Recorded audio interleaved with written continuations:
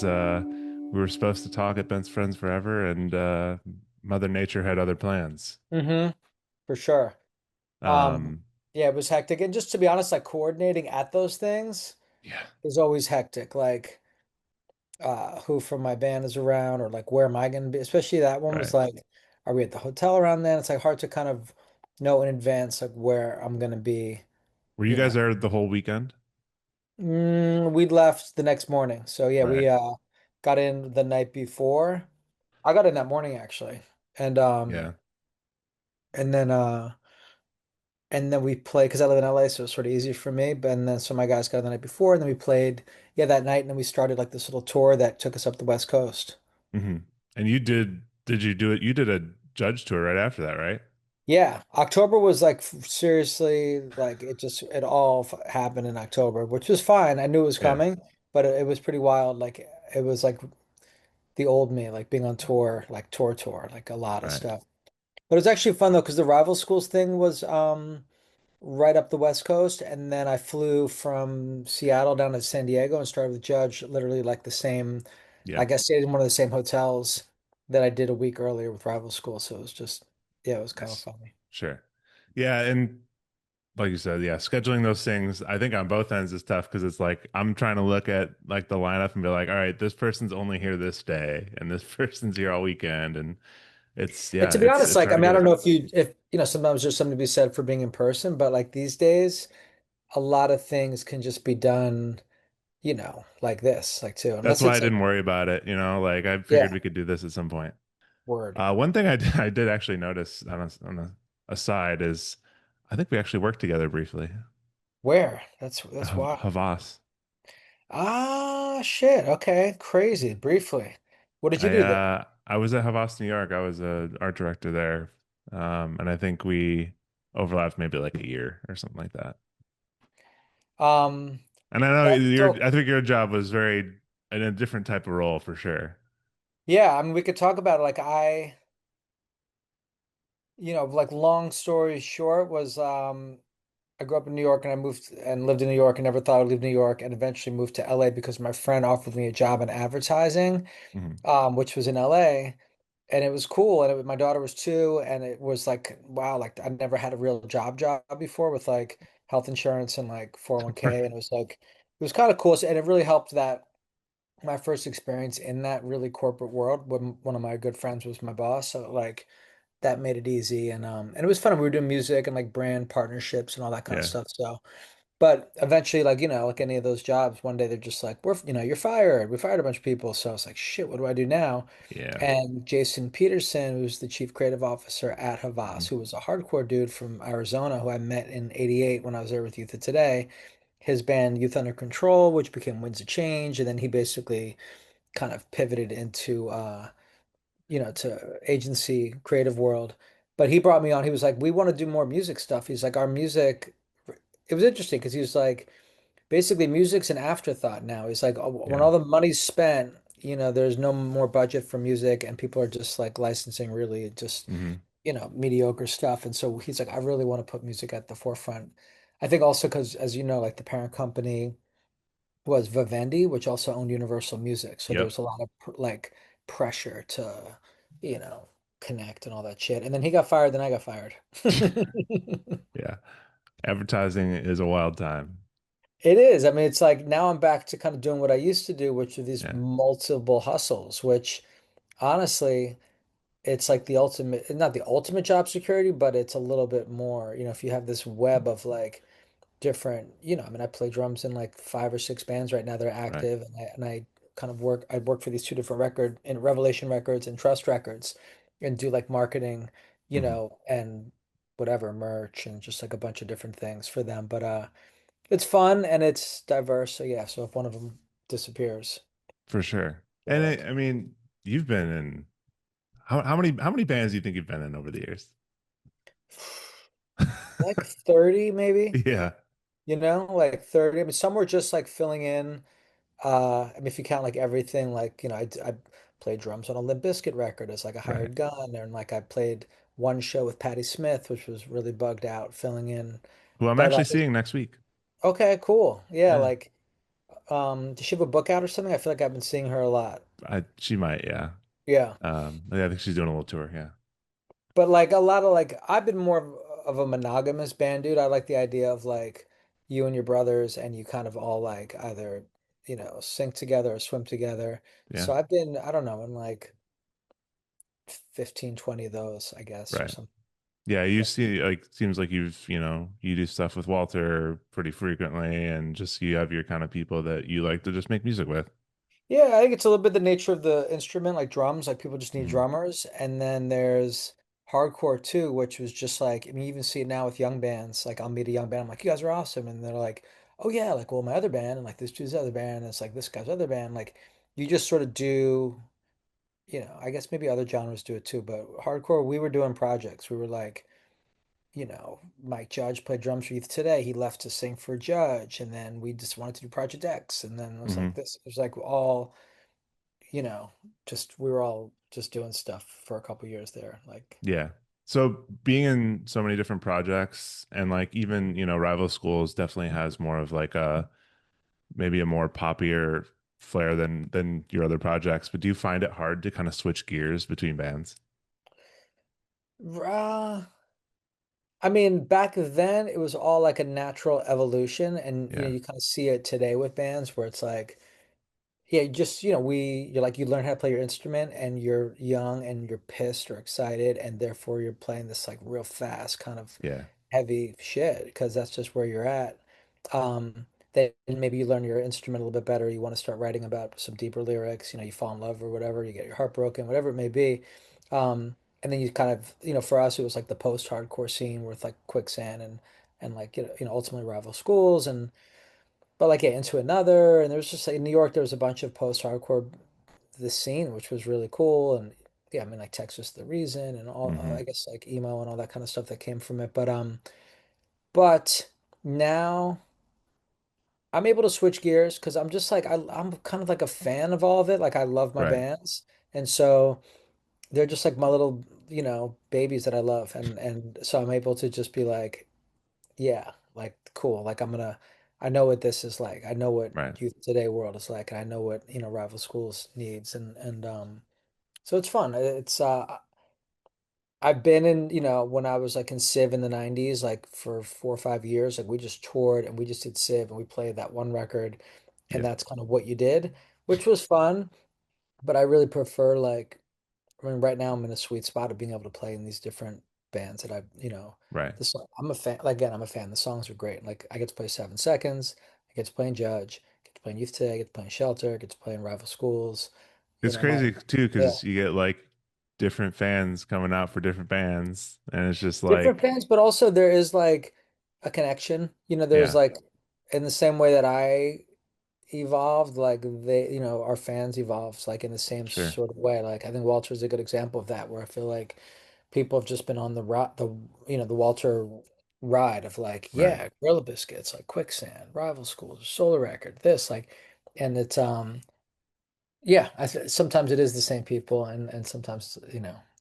it's a little different too. So I guess you mentioned Texas the Reason. Going back to Best Friends Forever, were there some bands that you were like kind of stoked to see? You know, You were all yes there for and only one no. day, so It kind of exposed like how much I didn't know actually. Like, like people were so psyched on like what there's a band called like Mineral. Mhm. Like I had no idea who they were at all. And I think that's like or even Knapsack, like I remember the name back in the day, but like I don't know. I mean, it's interesting looking back at the things I did, but also, yeah, the things that I missed. Like I just Right. it has to do with I think just where you're at in your life and what you get into. But like, in those in like 95 to 99, I was in Civ. We were doing a lot of warp tours. We were touring our Hmm. ass off. Like we were just in that world. I missed like Earth Crisis and Strife Sure. and a lot of that stuff. Like, and so same thing with some of the Jade Tree stuff. I guess it was maybe that's like the Best Friends Forever stuff. Like I liked it. I I never totally loved it. I'm like, and maybe I didn't spend enough time with some of the good ones, but it just for the bulk of it, it was kind of like I like rhythm, I guess. I Yeah, like grit. I like a little bit of a bite, even if it's emotional and for chill. sure. It's got to have like some feel, like some funk to it for me. And Yeah, my memory of a lot of that music that I heard back when it came out was just like, this is cool, but it's like a little, I preferred like hot water music. It just had, it yeah, was yeah. like, it was, emo with balls, like with a bite, Right. with Well, a little it's pissed offness. it's like there's like several different pathways when it comes to emo, and like you definitely come from like the punk and hardcore kind of realm, and then like Mineral is definitely, kind of more on this like softer, like twinkly vibe, but like they all fit under this one umbrella, but there's just like little different groups that kind of don't overlap sometimes. Yep. Yeah, yeah. But that said, it was 3 days and there was tons of bands and there were a lot. And but yeah, it did expose like Bear vs. Shark. Like I never really listened to them. I'm sure they're good. I'm sure they're all really Right. good. I just never like, That was cool too because it was like they do have like modern emo bands too. Like on Sunday, the band Wednesday played, and like they're like a lot of people wouldn't even consider them emo, and like they're like a newer band, but like to see generations of it all together was really interesting to me. yes, yes, for sure. And it was a cool vibe. And it's funny because I'd been to that space with punk rock bowling Oh, okay, a few times. And so like I just always associate, that part of Vegas, yeah, the old strip with punk and, Mohawks in the pool and all that kind of the stuff. And it punk rock was museums there too. yeah, so it was sort of cool being there for something a different vibe, different Yeah. aesthetic. So United by Fate is next year will be 25 years, right? Is that true? So what? I think it came out in 2001, so then yeah. Okay, shit, that's interesting. Yeah. All right. I'm curious, I know you saw how people like were receptive to kind of that album today. I'm curious how you look at that album today compared to 25 years ago. I mean, out of like I definitely dig it. I think it's a little. I feel like out of the two, I mean, there's three records really. I guess if you count Found, Right. but Petals and United by Fate, like Petals, kind of aged a little bit better for me. It's just a little Hmm. like smoother sounding. Where like United by Fate it's got this abrasiveness that sonically is just a little like almost like grunge era type stuff in a way that like. Not to say it aged bad, but it's just I prefer to listen to pedals sometimes. Like Sure. it just kind of aged better for me. But that said,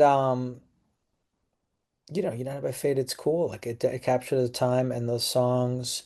Some of the deeper cuts, like Holding Sand, is an interesting song, and So Down On is one that we don't play a lot, but I think that's a really cool song.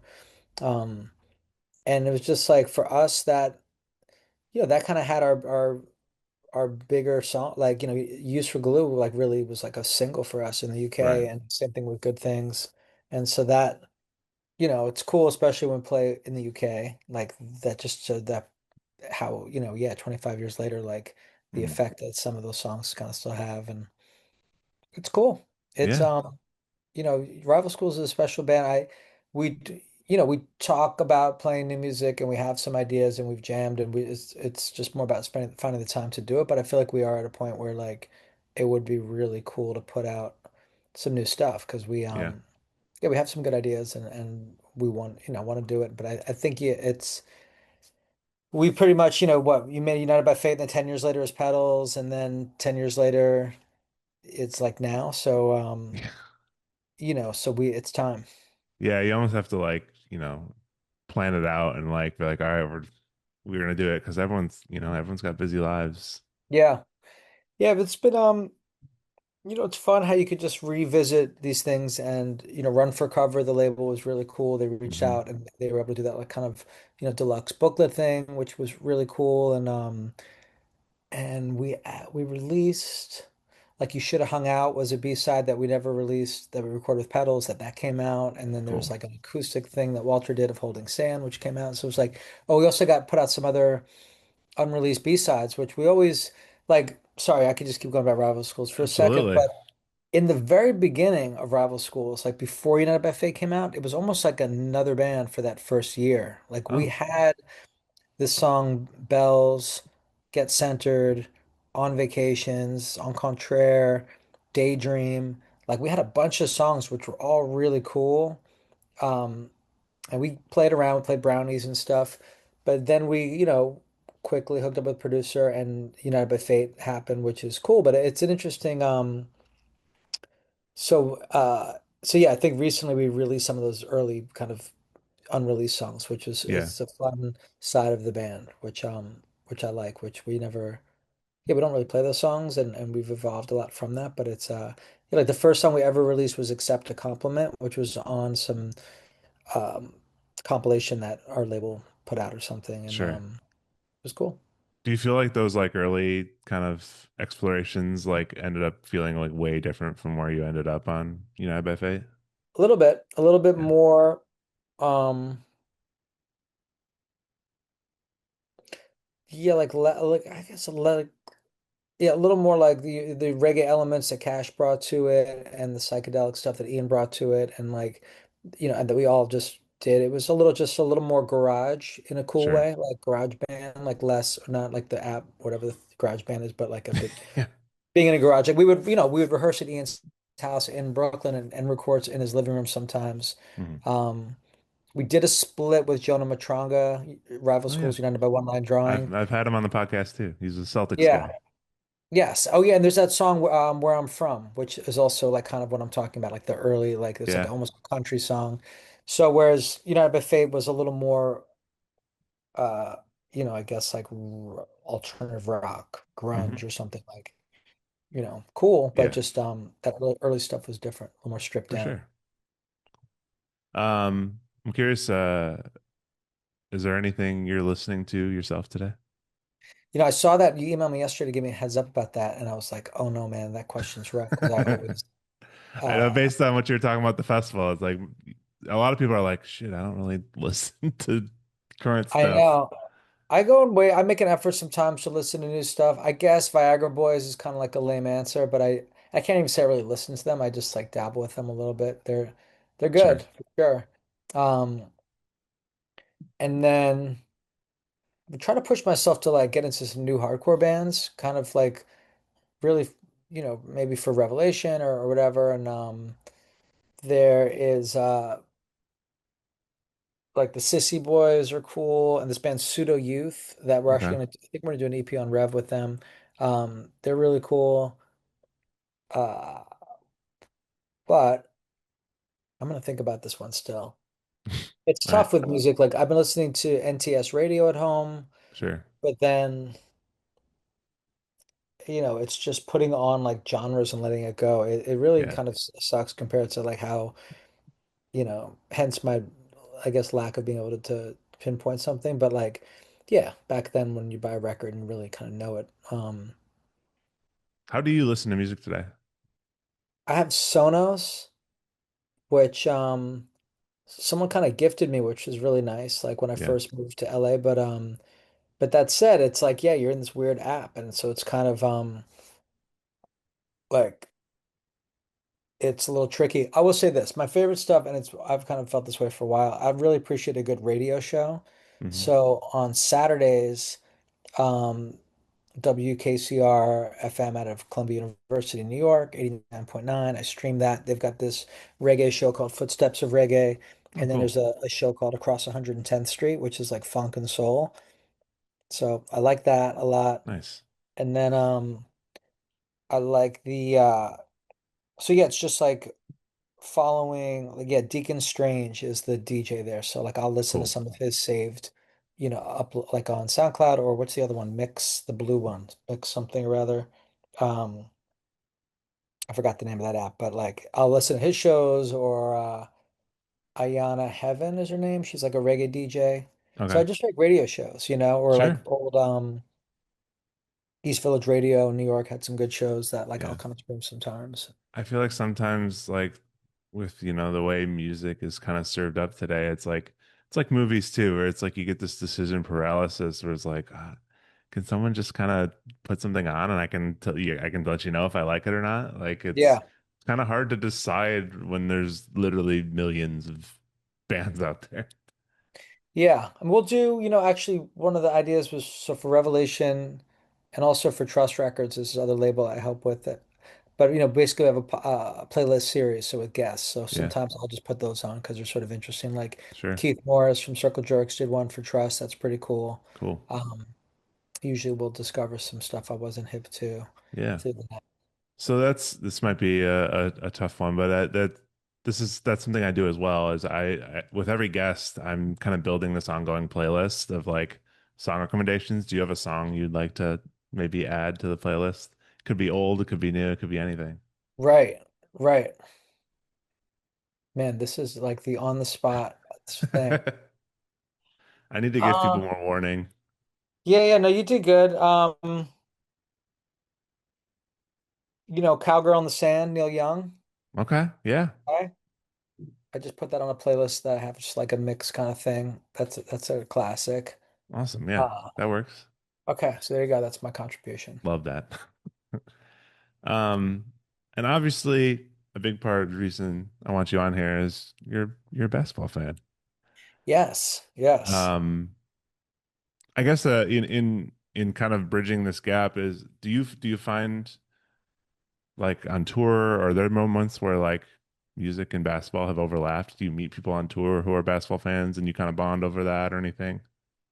Yeah, I mean, I guess my big like for sure, like my big basketball sort, I guess like connection through music and one of my more fond memories was like living in when I grew up in New York and living there. I guess this was already shit, probably 15 years ago or something like that. But I basically I grew up downtown in Greenwich Village Hmm. and I went to Village Community School, a bunch of different schools.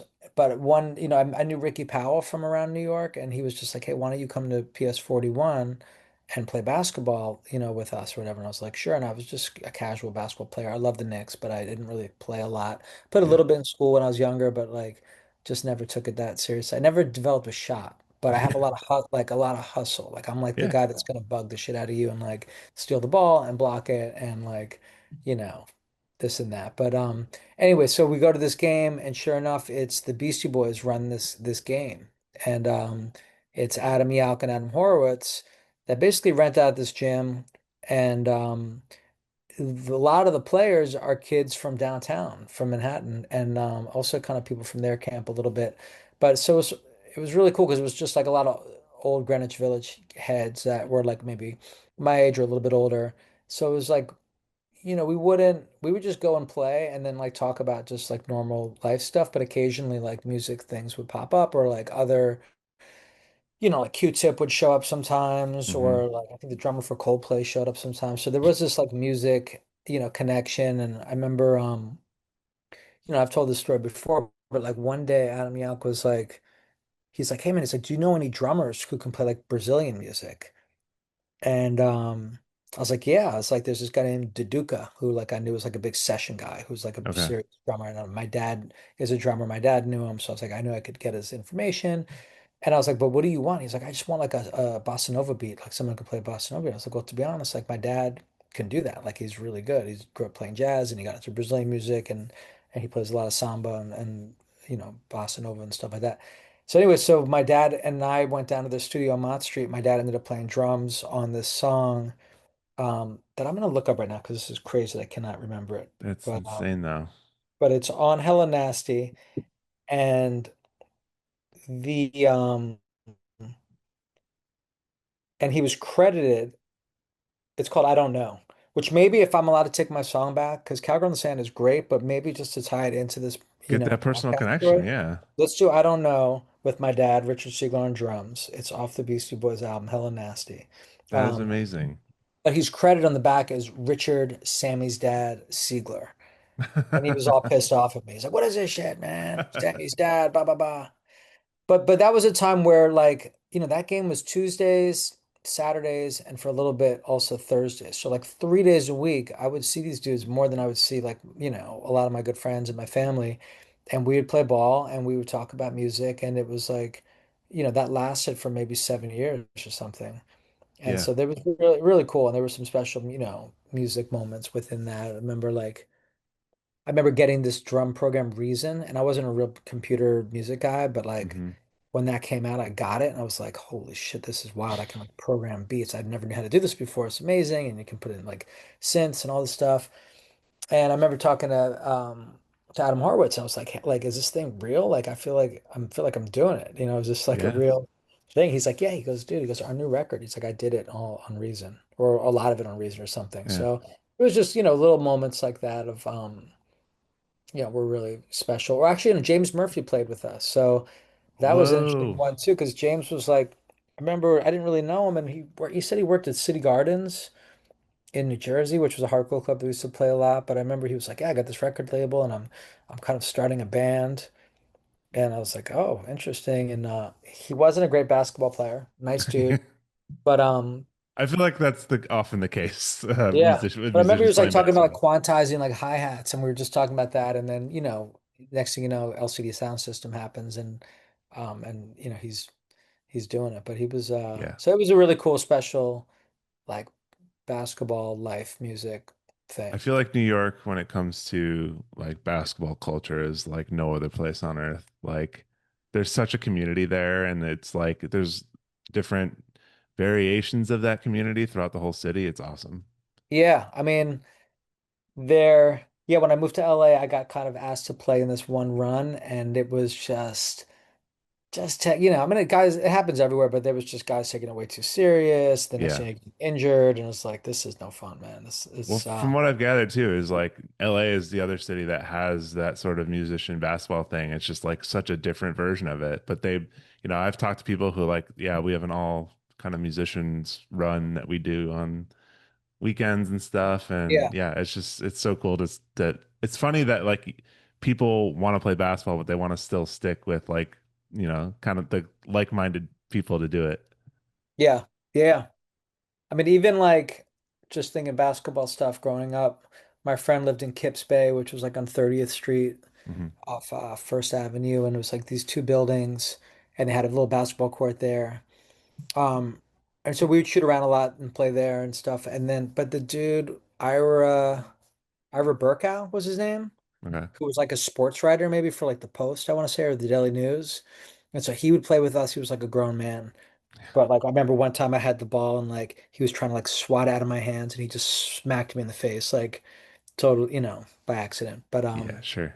It But that happens. was that was yeah, but yeah, to your point, like there's all different runs. You just gotta find the one that works for you. That's why that PS41 thing was so cool because it was like Yeah, all for the most part, we all were on the same level of like temperament. There was a guy or two who were kind of trying to take it a little too serious, for but sure. yeah, it was cool.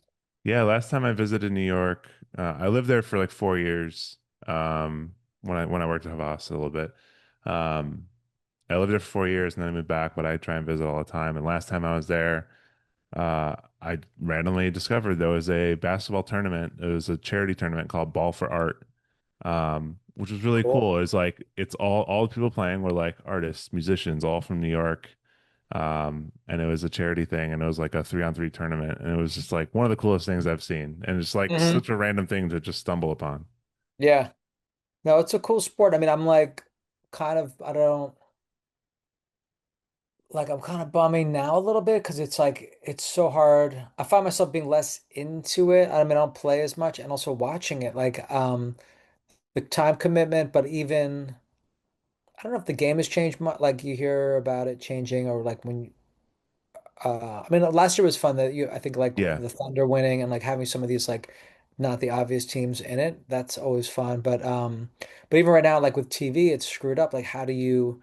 It's hard to watch. So I I was was like, just thinking that today. Like, yeah, I I got wanted YouTube to, TV, and that they I have some wanted to watch a dispute. Like, game today, and ESPN's not on YouTube TV right now, which is a pain in the ass. exactly. And it's like, oh, tomorrow's on Prime, Tuesday's on NBC, and it's just like, They're taking the it's fun they out make of it it now. hard for people to watch. Yeah, and like just especially being a Knicks fan and being out here, it's like all those games are just not airing, I guess maybe NBA TV or something like that. But yeah, those days of just like being able to just watch a Knicks game, Yeah. once or twice a week, and Even, I'm a Bulls fan, and to watch Bulls games, I had to pay for an app to watch just the Bulls games. right. And they're doing good though, right? They have a good team this year. They were, Oh shit.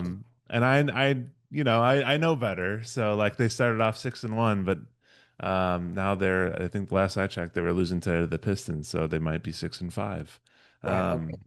But I, Your Knicks are off to a good start. yeah, I mean that's a rough journey being a Knicks fan, but they're due for sure. I think like, Dolan is probably not the best owner. Yeah. Um, but yeah, I've got some good memories like growing up throughout the years. Like I was always good to somehow get to a couple games a year. I had a friend that had season tickets, and like every once in a while I would get that call at like 6 o'clock where he was just like, "Hey, I can't use my tickets. Like if you want them, do you need to let me know right this second?" And I was Yeah. just like, "Yes, I'm in." And I would go pick them up, and I'd go to the game. I remember catching like a Lynn Sanity game, which was Nice. fun, and like, but yeah, I mean, my team, back when it was like, yeah, Starks and like Oakley, Was um, that your like the era when you were kind of like, yeah, I'm a Knicks fan. for sure. Ewing, it was just too much fun. It was too exciting. They were just like, just that New York kind of thug element to them, the way Sure. they played, the way the game was played, I guess, back then, but specifically the Knicks, like, and some of those rivalries against the Heat and Spreewell. Spree was great. Yeah, that was like a nice extension. Yeah, like all that. Even like Charlie Ward and like Chris Childs and like all those, all those players, man. Chris Childs Um, was Anthony intense. Mason was my dude. I had a Yeah. Mason jersey. He had the sickest haircuts, dude. Yes. Yeah, just all the style. Like I was doing something, I was talking to someone about Nikes and hardcore. And so it kind of got me thinking back to like, 1988, 89, when we were all really into wearing Nikes, Mm. maybe for a while after that too, but just like Air Revolutions and like getting into that. But so much of it came from hip hop, so much of it came from basketball and just Yeah. that swag. And we used to shave like X's in the back of our head, um, which I don't know if we were influenced by basketball, probably from hip hop or some, there was some I influence feel like there. that like, it like oscillates, right? Like punk is like influenced by basketball and hip hop, and then hip hop gets inspired by punk, and like it just keeps going back and forth a little bit. Yeah. I see. I feel like more in the past decade, I feel like hip hop was pulling from, punk in a way that Yeah. I don't remember. Like, yeah, just seeing like ads or like, people stage diving or, whatever, I feel moshing. like Tyler the Creator has like punk elements to his stuff, you know? Yes. Yeah. Yeah. That's a good point for sure. Um, so who is like your favorite Knicks player, I guess, growing up? I think Mason. I think Yeah, Mason was the Mason. guy. And Yeah. Just, did you kind of get on board last year with the Knicks run? I did. I did. I'm trying to think of, yeah, for sure. I feel like again, it was just like, how do you watch some of these games? I Maybe was know. my issue, and just like maybe being on tour a little bit, I missed some crucial games. Like I don't know if I was as invested as I probably wanted to be, but they had a fun team for sure. Do you like the team they got? Do you like Brunson and Cat and them? Yes, I mean, Cat. I guess it's kind of like TBD a little bit. I mean, Yeah, Brunson is really solid. Uh, yeah, I liked who was their like big defensive dude? Like he was pretty wild. Super tall. Like he was injured for a lot of the Mitchell game. Robinson, There's Robinson and then Hart, right? Like he's Josh solid. Hart, yeah, Josh Hart. I mean, he had It's those interesting Villanova watching guys.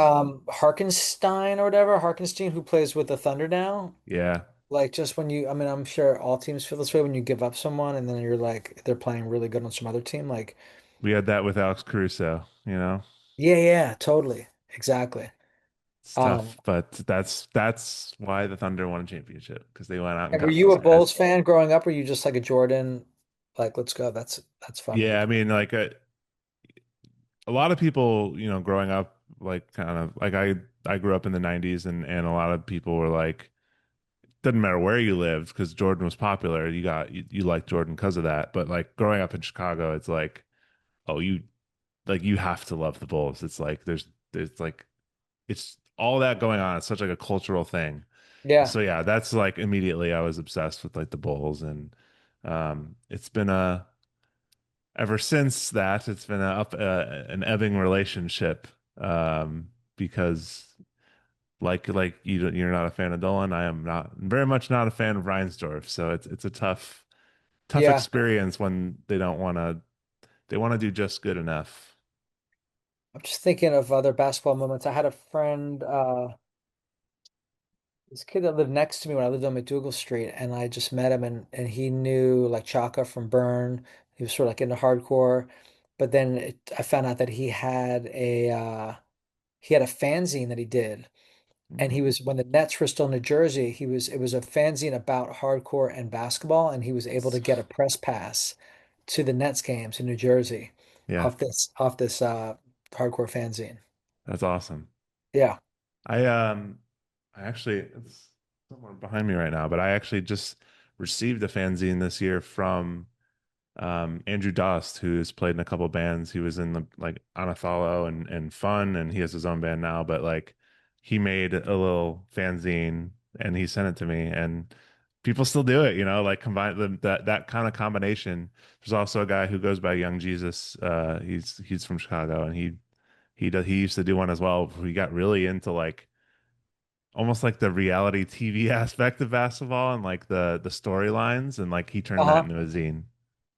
It's cool. Zines are fun. I do, so yeah, this label Trust Records that my friends started, basically like kind of it's almost like a preservation label, like puts out records from bands that like maybe their label is not around anymore, or maybe Hmm. their like songs aren't streaming, or the record's out of print, or they own the record and the record's out of print, or they own it, they don't really know what to do with it, or so the idea was to kind of, you know, make sure these really important records are sort of buttoned up for years to come, like whether it's like their rights and the credits and all that stuff, and then Sure. also making it available and um in the digital world and this and that. But so one of my jobs is sort of like, kind of marketing and storytelling, and like how do we get the word out there, and like how do you maybe turn some young kids into it, or the old heads that are into it, like just put it out there. So we do a zine. So we just did our fourth zine, which is cool. It's a lot of work, Yeah. but it's like, kind of, I guess, like influenced by maybe Grand Royale. So it's like, what's that twist to sort of, what's that curveball that we can maybe throw some Sure. people at, and, maybe, talk about the music, but also just like, we have like a gear report, like, Hmm. I know you have to check it out. Trust Yeah. Records, but I feel like zines are such a like a true like really brings like the art of music to the forefront, which is really cool. yeah, yeah, we did Chuck Treese, um, skater, musician, did like a Philly focus kind of thing with him, and something Cool. with our friend Artie Shepherd on St. Vitus, and yeah, it's fun. Awesome. Um, so yeah, the last thing I really like to do is I like to end on like more of a fun little game thing. And it's called Build a Band. Uh, Yes. I'd love for you to try and, put together a band, assemble a team that is all NBA players, and but you give them instruments. Like, who are you putting together to make a band? What do they Right. sound Who's the like? band? I think like Rick Spitz. Is that his name? What was his name? Smiths? Smits Yeah. on Going bass. with a pacer as a Knicks fan is a bold choice. I know for some reason I thought of him when you sent the email the other day to think about it. And I was just he kind of reminds me of uh rival schools bass player Cash a little bit. There you But yeah, go. maybe that is controversial. I mean, I can't say I'm like a fan of his. I just think like it'd be kind of cool to have him on bass. Um, or maybe Sean Kemp on bass could be kind of Oh cool. yeah. You know? That's solid. Let's go with Sean Kemp on bass. Sean Kemp on bass. All right. I feel like he's kind of setting like a I don't know what kind of vibe you're going for here, but I'm imagining you're sticking into that kind of punk hardcore realm. Yeah, I mean he's a rebel. He just got into some trouble. I think he pulled a gun out and shot somebody or something. Jesus. And he's also just like he was a solid player. He was kind of Yeah, the rock of that team, right? for sure. In bass you really need like a rock kind of vibe, like rock, like meaning solid, as a rock. So And who's your drummer? I mean, for some reason you got me thinking of Latrell Sprewell, but I think more Yeah. on guitar for that. Like it's kind of Okay, like yeah. it's got like a kind of like a Vernon Reid type vibe going with his hair. Yeah. Like maybe he's got like a chorus pedal and like a teleca, maybe not a like a BC Rich or some kind of like metal guitar maybe, and he's just shredding. So Hmm. Spree on guitar, you know? Yeah. And maybe Steve. Oh, I think Allen Iverson on drums. Get you gonna get some speed drumming Yeah. or Yeah. Just like really, just like a lot of just swag and yeah. finesse and style. Poetry in motion, yeah. Yeah. And maybe, and we could do two guitars if we wanted to go that route, if it's like a heavy band, or we could Hmm. keep it one. I'm kind of gearing towards, what about a sax player like Detlef Shrimp on Oh, hell yeah. sax? You know, Detlef I love that. on sax. And then the singer could be, what was the guy that got into the fight in on the Pistons? Not the Um, crazy, not Meta World Peace, but the other one, Steven Stevens, Jackson. Steven Jackson. There you go. You think he could front a band? Totally. I feel like he's kind of getting into the crowd, you know? Yeah. I see him on like commentary shows and Yeah. he's real he's got a thing about him. A lot of dudes from that era have their own like, podcast commentary shows and Gilbert Arenas and yeah. Yeah. So maybe that's my That's team. that's a good one. I could honestly see Spree doing some backing kind of vocals here and there too. Mm-hmm. Mm-hmm. Love it. Yeah, I think that's it. I think I feel good about that. Awesome. Well, cool, man. It's been great. It's great talking. You had some really great stories about kind of the New York basketball stories. Yeah. I mean that PS41 thing was really special for sure. Like that Yeah, was like Yalk was just one of the coolest, like you hear from other people, but he was he'd just be like, "Hey, do you want to ride home?" He had a car. So just like yeah, drive me. I lived in the East Village, so like drive me home and just like talk some shit and then drop me off. I was like, "Oh shit, that's like because I was a fan, obviously, and, sure. BCs, and one day they were like, "Hey, who wants to come like hear our new record?" And we were all just like us, everyone, and so we all went to their studio, which was some little like I didn't even know existed on like University and 12th Street or something. We went Okay. upstairs and listened to, I guess it was Hella Nasty, maybe that we listened to, but like, Say Adams played, graphic, you know, legend artist, Hmm. and a bunch of different folks that like, Evan Bernard, who, so that was, so yeah, so just to elaborate on that a little bit, like Evan Bernard, who was friends with those guys, played with us, Boston guy, Celtics. He, um, he ended up directing the rival school's, Good Things video. Oh, cool. So we were able to kind of connect on that. Yeah. And then, uh, this dude, Tony Simon, Blockhead, was like a producer, right? Wait, like Blockhead? Yeah, like Blockhead. Nice. He did so with Rival Schools with Pedals, I wanted to do some like remixes. So Daryl Palumbo from, Glassjaw and Head Yeah, Automatic, is a friend of mine. He did a remix of Choose Your Own Adventure. But 69 Guns I gave to Blockhead. He did a remix, and then I asked Horowitz if he was down, and he said yes. And I was like, oh my God, it's amazing. So he did it. So they're what all a lineup, streaming. man. Yeah, you could listen to them. They're streaming um out there. So it was fun. Like it was you know, it just some of those music things. Actually, okay, they came. I was gonna say they came naturally. The last one I have for you, this one was probably the most bugged out of them all. Was one day Adam Horowitz was like, he's like, "Hey, I want to talk to you about some music thing," and I was like, "Okay, this is it. Like, I'm gonna play drums for the Beastie Boys. This is amazing." But he was like, "No," he's like, "I'm doing this variety show." It was at Joe's Pub, and it was like this variety show night, like maybe Sunday nights that him and his friend did, and people would go, and it was, entertaining. And but his idea was to do like a go-go band, like DC go-go style music Hmm. of a version of the Creed song, Can I Take You Higher? So sure enough, me and my buddy Charlie, who played the Civ with me, and a bunch of other people, like 10 of us, all dressed in blue, playing on buckets, singing that song with Horowitz. And that was like just a very bugged That's out. hilarious. Yeah. Incredible. Yeah. I have the Awesome, video man. somewhere. All right, man. I appreciate it, dude. I'm glad we were able to make this work. I'm sorry for the runaround. No, it's all good. Yeah, it's been great talking with you. Yeah, And if you ever find your way through Chicago, hit me up. yeah, man. I think I'm due. So Awesome. go Knicks. Yeah. All right, man. Take care. Cool.